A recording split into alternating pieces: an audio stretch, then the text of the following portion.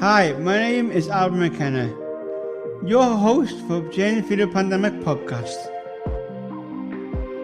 Here I'll be talking to local celebrities, businesses, organisations and more, discussing what effect the pandemic has had on them from the very start to how it may affect them moving forward. Each episode will be an honest conversation with honest answers, and we'll give insight into certain news that the public might not be aware of. I'm looking forward to bringing you with me on my journey through the pandemic. Hi, welcome back to Journey Through the Pandemic. On today's podcast, I'll be speaking to Miguel on a journey he had during the first year and months of the coronavirus pandemic. Hi Miguel, would you like to answer some of these questions about how you was during the first few months and the past year of the coronavirus? Yeah, and yes, I'd love to answer some questions. Okay, right, my first question is, how was it for you at the start of the pandemic, and did you suffer with the news that we were all going into lockdown? Yeah, so I think when the first, the pandemic was announced, I don't think anyone really understood, what this was and what it was going to do to everyone and the impact that it was going to have. So it was a lot of learning. But I think like with most things I try and look at what's the positive in the situation. So I'm not saying by any means it's easy, it's extremely challenging, but we're all in it together and that's a positive. So I had to try and look at what is this time going to give me. So just before the pandemic came, we'd rebranded from MD Productions to MD Creatives. So it really gave me the time to develop the brand and get to know. Completely was missing everyone, and it was really difficult not doing the face-to-face work and have everyone in the sessions. But I had to say, well, we're in this, so what can I do now to make this best that it can possibly be and develop the brand? And then when it came the third time, then obviously the one that we're in now, I feel like this one has hit people the most because the first time everyone really didn't know what it was. The second one was kind of up in the air. Yeah. And then I think this time, January can be a hard month for anyone as it is in the start of the year. Some people look at it as a positive. Some people are really on a low after Christmas. It's dark. So I feel like this one, I've probably felt more for our creatives who attend our programs in this one, because I know obviously some of them were sitting exams. It's been stop and start. Here we go again. Some of them are getting ready to graduate with us, and a lot of the learning has not happened face to face. And again, the stop-start, we were due to restart our project on January the 4th, and we've not been able to do that. However, what do? I can't sit, in the building and mope every day. I've got to get ready for when we do come out of it. Yeah, Miguel, some of our members when you were saying about the first pandemic, some of our members from MENCAP, it really hit me hard, especially because I had a family member loss the year before, and today I wouldn't be able to do this podcast if it weren't for MENCAP, because I was on a course just before Christmas last year, and it finished before Christmas. So I thought I'm doing a podcast about how people in the music industry and dance industry have all struggled during the pandemic. I'm hoping to put it out there. Well done to you. Obviously, I'm sorry to hear for your loss, but I'm also happy to hear that MENCAP are there to support you, which I know they're a fantastic organisation. And also that you've been able to channel this into something positive. Yeah. The next one will be, how have you adapted to life during the pandemic? Like, how is your members adapted? So I think what we've had to do is adapt to being online. We've kept, in constant contact with everyone.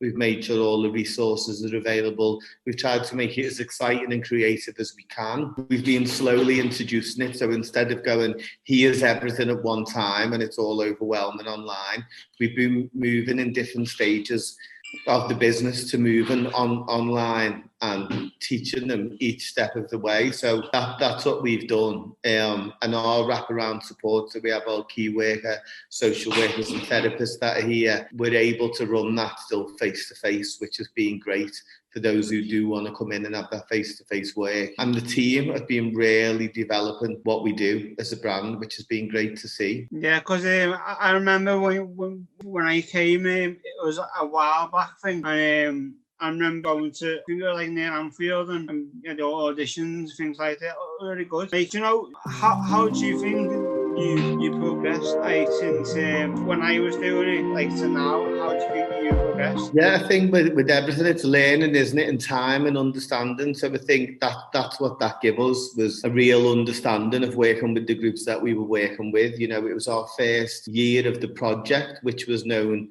as the Emotions Project, and now it's grew to Blank Canvas. So it really gave us a knowledge and an understanding. We worked with another partner at the time, Kids Company, and then when we were ready to step on our own, you know, we were really ready to do that from the support and the learning that we'd had from them. So what it's given me is experience, you know, positive learning from different things. Yeah, that's brilliant. That's brilliant, Miguel. The next one would be, have you got any tips for the people during this pandemic? Yeah, so I think as a business point of view, you know, you need to communicate. You need to do what you can do right now and then look to what needs to be done in the future.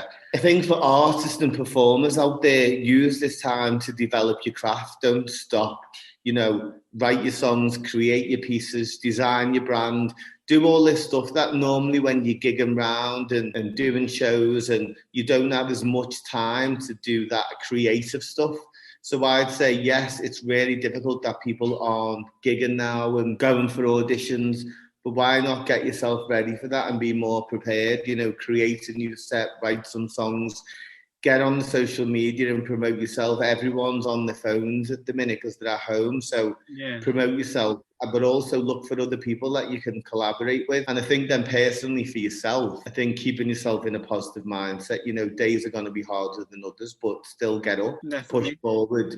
And try and keep in that routine of eating well, exercise and communicating with people. How was it before all this happened for you? Yes, you know, we were in a very exciting chapter, and I don't want to say it's not now, but we were getting ready to, you know, relaunch as the creative. So literally we'd done our first performance as the creatives in December 2019 for the Christmas light switch on. And then we'd done a performance early January for our partners at Communications Plus O2. And then we were getting ready then to roll out as the creatives. We're going into our second part of this project, Primary Colours, Paints the Blank Canvas. So all that was getting ready to happen. You know, we were getting ready to go into all of these different primary schools. And then, in fact, we were in a primary school on the day we found out lockdown was coming. So we were getting ready to go all guns blazing. But, you know, that's how it was before. And that's how, you know, we'd just gone through the rebrand. But then I said to you, in the first lockdown, I was really able to expand on that. So once some more services were up and running, all the graffiti like you see behind me, we were able to bring in a team and really look at what was the vision and what we want to do. Whereas we would have been open and everyone would have been in, and we wouldn't have been able to get all that graffiti work done. It would have been at another date. So I was able to really work with the graffiti artist and bring the vision to life. Yeah, so you know all the graffiti like first stages look very interesting. Miguel, just something to ask you, would you ever like to work with people with a learning disability, like, you know, from MenCap? Yeah, but we do that a lot now, Aaron. And when you talk about what did we learn from the first project, that was our first stepping stones of being able to work with everyone from all backgrounds. So, and that was part of the reason as the rebrand of the creatives. So now we do, you know, our creatives come from a whole different host of backgrounds with different abilities and learning abilities. So it's something that we're extremely passionate about. Yeah, that's brilliant. I'll give Sarah your emails to try and make sure we do something together during when this pandemic's over. What would you like to see and do after this pandemic has ended? So what I would really like to see is, as an organisation, we've learned a lot and grown, that we've been able to grow the team as opposed to have to cut back. I'd love to see us grow out of it. But what I would really like to do is I'd like to put a big concert on. So once we're out of this, I'd like to do a big massive event in like a stadium or something that celebrates, you know, who we are as people and everything that we've been talking about on here. So that's what I'd like to do. Do you know what, Miguel? Our MenCap, I think we've got a big massive birthday with MenCap, and we're looking to get bands in that together. So if we could, that with use as well, and do like a big massive event, because we did our own virtual Santa Dash, and we raised over like £3,000. So if we could work with you doing that, what my hope is after this pandemic for everyone to have a massive big party, and like a massive, not maybe arenas, but like the Empire, somewhere like that, which is something good. And my last one was, where would the people find you during this pandemic? The best thing for us is, we're driving everyone to our website right now, which is www.mdcreatives.co.uk. That'll take you to all of the social medias and everything. So to say you've given everyone our Facebook and Twitter and LinkedIn and all of the things that we're on, I'd say go to the website, because everything is there, which is www.mdcreatives.co.uk. And it's funny you talk about singing events, Aaron, because one of my team who's in here now, Jess, she done there was a talent event on in Signature Living, and she sang in that as well. Oh, nice. As well, I've heard that you've started the girl group. How have they been during this pandemic and lockdown? Yeah, so it's been up and down.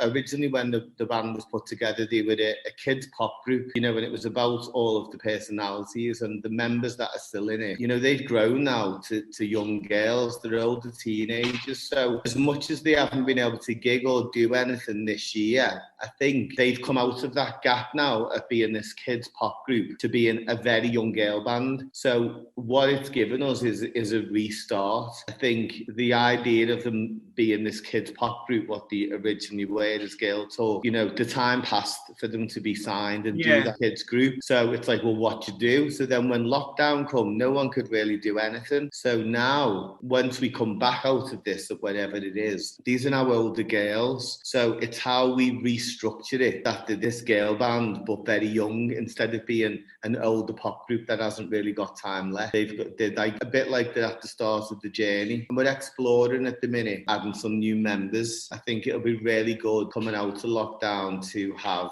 a whole revamp of it, as something fresh and new. Maybe we might even change the name. I can remember you going on Britain's Got Talent. Would you ever go back on there, Miguel? With the new MD Creatives? Yes, I knew you were going to ask this. I just had a feeling you were going to ask. So for many years, Aaron, I said no. I said no because we've been on it 3 times, and I felt like we had the headline when we went on it the 3rd time was like third time lucky. So I felt like, well, we've done it now. We didn't go all the way in the 3rd time, as much as I was really grateful for it. But a lot of times passed now. The last time we were on Britain's Got Talent was 8 years ago. And we have got a rebrand, and something that I'm seeing here in St. Helens is the guys who come here now remind me very much of our first lot that went on in 2007. And they have this fire, like this newness, which has made me go, I want to do it again. Definitely. I really do. I feel like it's been enough time. I think potentially we would go as the Blank Canvas Project.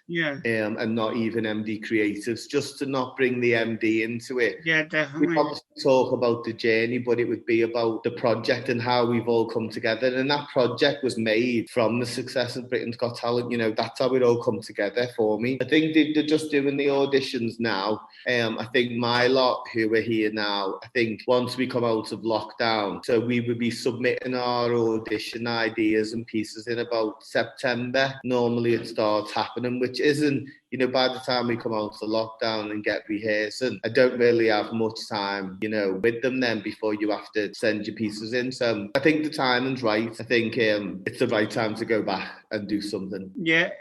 When you were saying the actual audition, would you do 15-minute drama piece, dancing piece, singing piece to go into Britain's Got Talent, something different? So I think not giving too many ideas away online, but I do think we'd go with a mixed approach that told the story. I think especially the first 2 times, it was about the messaging, and I think in taking that and using all the art forms. So my staff today have been delivering workshops online, a bit about something of bringing all different skills together. And originally the session was going to be based around BG to talk about our journey on it. So I feel like you've kind of hit the nail on the head, because they're divided in these pieces, but it would be like a multidisciplinary, approach to women, a multidisciplinary approach to what we are.